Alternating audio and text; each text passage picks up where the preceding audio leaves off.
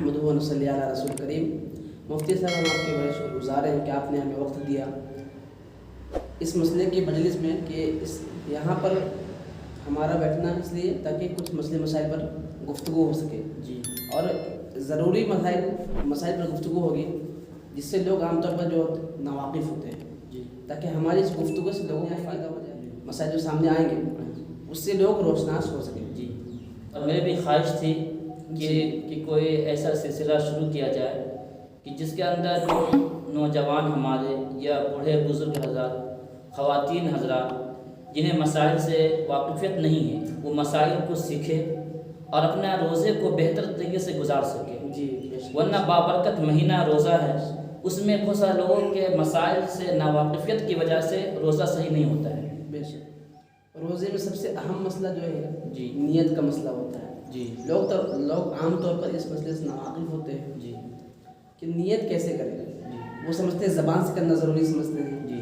لیکن نیت کس کو کہتے ہیں، نیت کیسے کرنا چاہیے، آپ اس مسئلے کی وضاحت فرما دیں۔ دیکھیے یہ سوال چونکہ بہت سارے لوگ بھی پوچھتے ہیں جی بے شک، کہ نیت کرنا ضروری ہے یا ضروری نہیں ہے، یا کس طریقے سے روزے کی نیت کریں گے۔ نیت کریں۔ یہ بہت اہم مسئلہ ہے، آپ نے پوچھا، کیونکہ روزے کی نیت کرنا ضروری ہے، بغیر نیت کے روزہ نہیں ہوگا۔ بے شک، لیکن نیت کس طریقے سے کریں گے تو نیت دل کے ارادے کا نام ہے۔ بے شک، اگر انسان دل سے یہ سمجھ لے یا کہہ لے کہ میں کل سے روزہ رکھوں گا تو یہ نیت اس کے لیے کافی ہے، زبان سے کہنا کوئی ضروری نہیں ہے۔ لیکن اگر کوئی آدمی زبان سے بھی کہہ دے کوئی الفاظ اپنی زبان میں یا کوئی عربی میں تو بھی کوئی حرج نہیں ہے، بلکہ بہتر ہے، لیکن نیت کرنا پڑے گا۔ لیکن جو لوگ سوچتے ہیں کہ اگر زبان سے نیت نہیں کیے تو روزہ نہیں ہوا تو یہ کوئی ضروری نہیں۔ دل سے بس یہ ارادہ کر لیں کہ میں روزہ آج کا رکھتا ہوں رمضان کے، بس بلکہ جو ہے رمضان المبارک کے مہینے میں سحری کھا لینا یہ نیت کے قائم مقام ہے۔ نیت کے قائم مقام ہے، اس کا مقصد ہی کہ ہم میرا جو سحری کرنا ہے یہ روزے کی نیت سے، تو اس کا روزہ اس میں بھی ہو جائے گا۔ تو اس کے لیے الگ سے الفاظ استعمال کرنا یا خاص بیٹھ کر کے نیت کرنا یہ کوئی ضروری نہیں، بس دل میں ارادہ کر لینا ہے جس کے لیے وہ اٹھا ہے وہ اس کے قائم مقام ہے۔ چلیے ماشاء اللہ، بہت ہی اچھے انداز میں آپ نے اس مسئلے کی وضاحت فرمائی ہے۔ اسی طرح رمضان کے مہینے میں لوگ روزہ سحری کرتے ہیں اور دعا پڑھتے ہیں اذان سے پہلے، بصوم غد نویت من شہر رمضان۔ جی، یہ دعا بہت ہی مشہور ہے، عام طور پر عوام کی زبان پر زیادہ رہتی ہے، تو آپ یہ وضاحت فرما دیں کہ یہ دعا پڑھنا یہ حدیث سے ثابت ہے یا نہیں، یا اس کا پڑھنا کیسا ہے؟ جی، آپ اس کی وضاحت فرما دیں۔ جی، یہ بھی سوال بہت اہم سوال کیے ہیں۔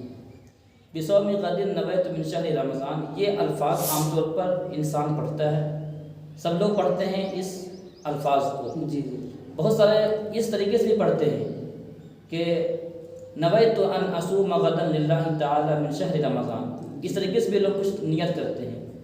تو ان جیسے الفاظ یا بصوم غد نویت یہ حدیث سے ثابت نہیں ہے۔ جی جی، لیکن یہ عربی الفاظ ہے، معنی اس کا درست ہے۔ کوئی انسان اس کو سنت نہ سمجھے، حدیث نہ سمجھ کر کے وہ اس الفاظ کے ذریعے سے بھی نیت کر لے تو نیت معتبر ہو جائے گی، نیت ہو جائے گی۔ اس کا پڑھنا غلط نہیں ہے، صحیح ہے، لیکن یہ حدیث سے ثابت نہیں ہے۔ مثلا جیسے یہ نیت نہ کیا جائے کہ یہ حدیث سے ثابت اس لیے میں اس کو پڑھ رہا ہوں یا اس کا پڑھنا سنت ہے، اس طرح نیت نہ کی جائے، یا پھر یہ کہ اس کا پڑھنا ضروری ہے کہ اگر اس کو نہیں پڑھے تو ہمارا روزہ نہیں ہوا، یہ کوئی ضروری نہیں ہے۔ رہی بات یہ کہ جنتری وغیرہ میں، کیلنڈر وغیرہ میں جو یہ الفاظ لکھے ہوئے ہوتے ہیں وہ لوگوں کے شوق کے لیے، لوگوں کی یاد دہانی کے لیے یہ بات لکھی جاتی ہے، ورنہ کوئی ضروری نہیں ہے اس کا۔ ماشاء اللہ۔ ایک مسئلہ اور یہ دریافت کیا جاتا ہے جی، کہ یہ روزہ کی نیت کب تک کی جاتی ہے، کب سے کی جاتی ہے، اس سے بھی لوگ ناواقف ہوتے ہیں۔ جی، یہ بھی سوال بہت اہم آپ نے سوال کیا۔ اللہ تعالیٰ آپ کو جزائے خیر دے کہ آپ نے بہت اہم مسئلے کی طرف لوگوں کی رہنمائی کر رہے ہیں۔ ایک آدمی ہے کہ اس نے سحری نہیں کھایا، اس کی آنکھ جو ہے وہ 8 بجے کھلی، اب وہ روزہ رکھ سکتا ہے یا نہیں؟ کیا مسئلہ ہے؟ نیت کر سکتا ہے یا نہیں؟ اگر نیت کر لے تو نیت کرنا درست ہے یا نہیں؟ کیا مسئلہ شریعت کی اس بارے میں کیا رہنمائی ہے؟ جی، تو اس کے بارے میں یہ سمجھنا چاہیے کہ نصف النہار شرعی سے پہلے اگر کوئی انسان نیت کر لے تو اس کا روزہ ہو جائے گا. روزہ ہو جائے گا. جی. نصف النہار شرعی کیا ہے؟ صبح صادق جب ہوتا ہے اس وقت کھلیں گے، اور جب سورج غروب ہوتا ہے، سورج چھپتا ہے، اس وقت کھلیں گے. اس دونوں کو 2 حصوں میں تقسیم کریں گے. ٹھیک ہے. دونوں کو 2 حصوں میں تقسیم کرنے کے بعد جو درمیانی وقت ہے اسے کہتے ہیں نصف النہار شرعی. اس سے پہلے انسان روزے کی نیت کر سکتا ہے. مثال کے طور پر جو صبح صادق 4 بجے ہو رہا ہے اور ادھر سورج جو ہے 6 بجے ڈوب رہا ہے. اب دونوں کے درمیان 14 گھنٹہ بن رہے ہیں. کتنا؟ 14 گھنٹہ. اس کو 2 حصوں میں تقسیم کریں گے تو 7 گھنٹہ ہوگا.